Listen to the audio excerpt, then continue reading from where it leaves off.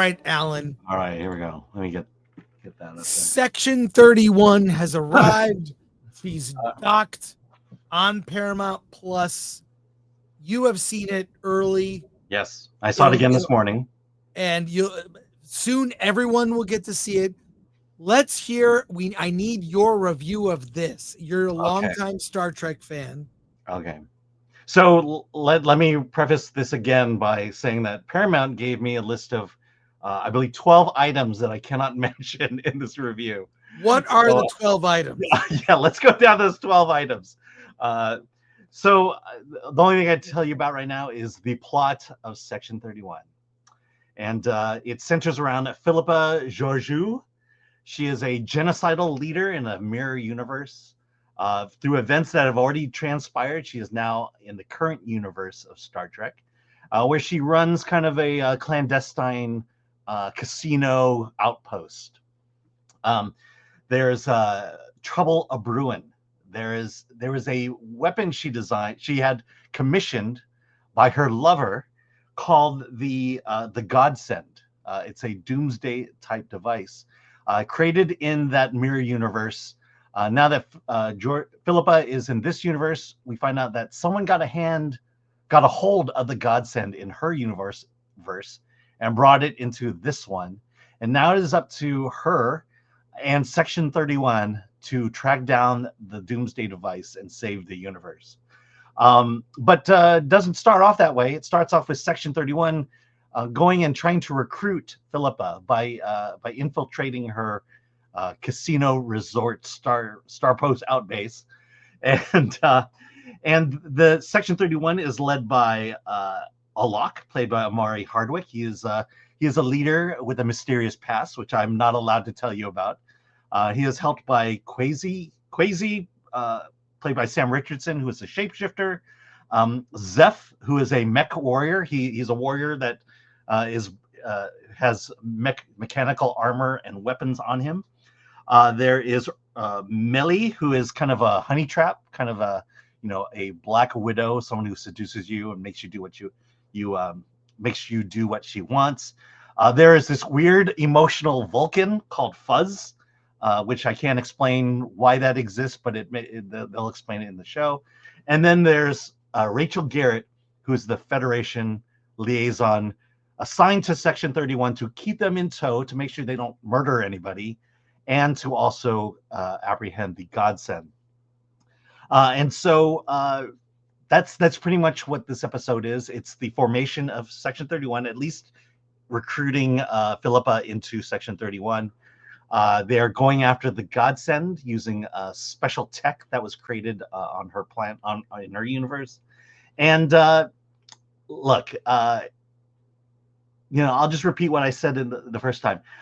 If this took place during old Star Trek, during the Next Generation, Deep Space Nine, you would probably write it off as a kind of a Ocean's 11 spin-off of Star Trek, and maybe you'd be okay with it.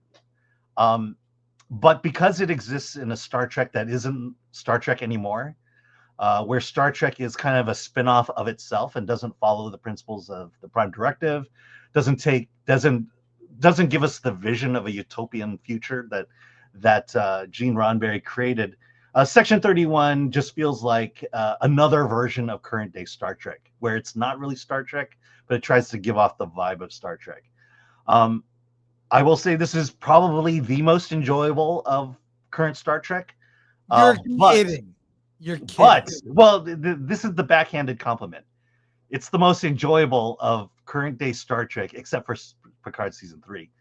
And it's because at least they're trying to have fun with it, and at least they're not bound by the rules of Star Trek that current Star Trek is currently breaking every moment. The way I'll describe it, this show is not perfect. It has plot holes. It is written as if it was created in the 80s and 90s. You remember the TV show Las Vegas with James Caan, and it's kind of like that. It's just these missions, these battles are set to EDM music. It really doesn't take itself seriously, and I think the worst thing about it is that it is branded Star Trek. I think if you pulled out the branding of Star Trek, you probably would have a mediocre television show, sci-fi action adventure television show, featuring the Suicide Squad type band of outlaws. But I think the fact that it is labeled Star Trek is going to ruin it. I think people are not going to like it because it is Star Trek. But I would say I would be interested in people telling me what of current day Star Trek is better than this, and I think you'd be hard pressed to come up with it, because this one wants to have fun. The other ones want to be Star Trek and fails miserably short, while this one just wants to be fun. Again, plot holes crazy. The Doomsday device.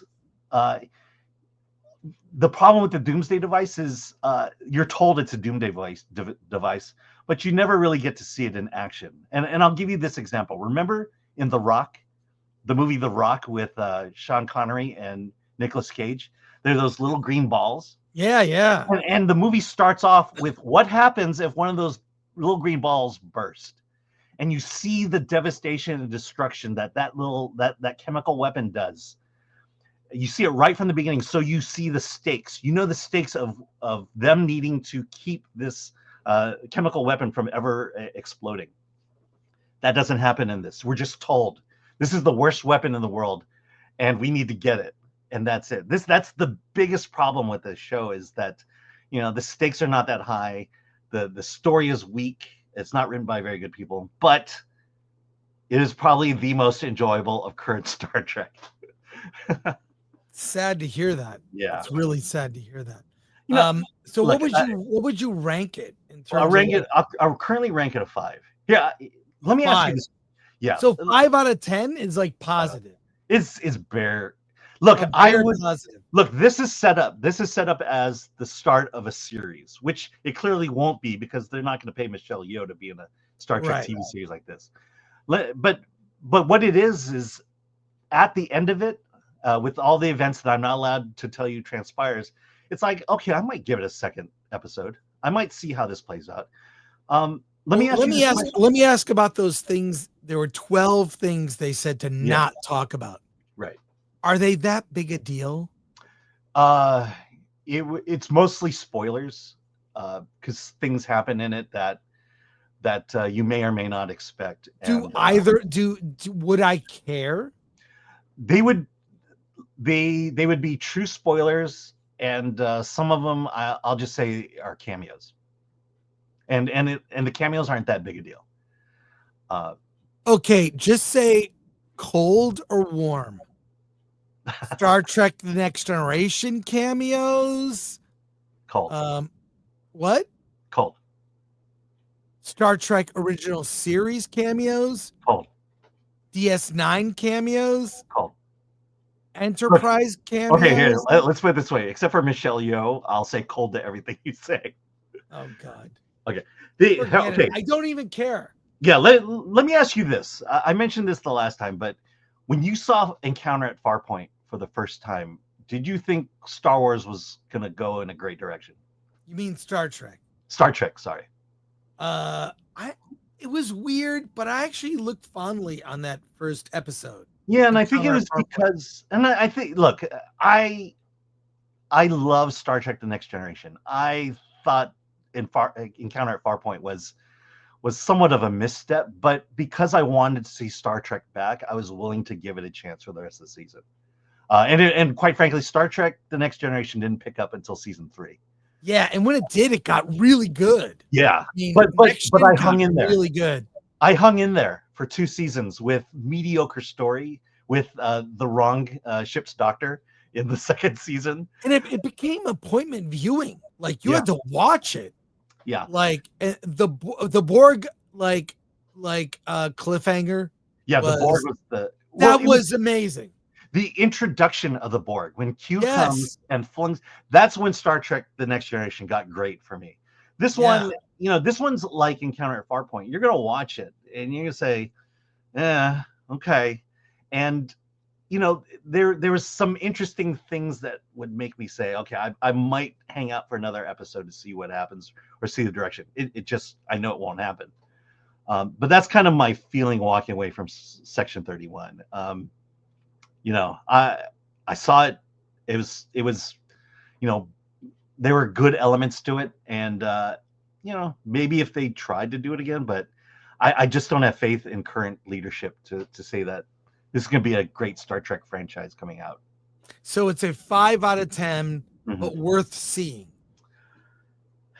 Well, I know for a fact that people who love Star Trek are going to not like this, and it's going to be mostly for Star Trek reasons.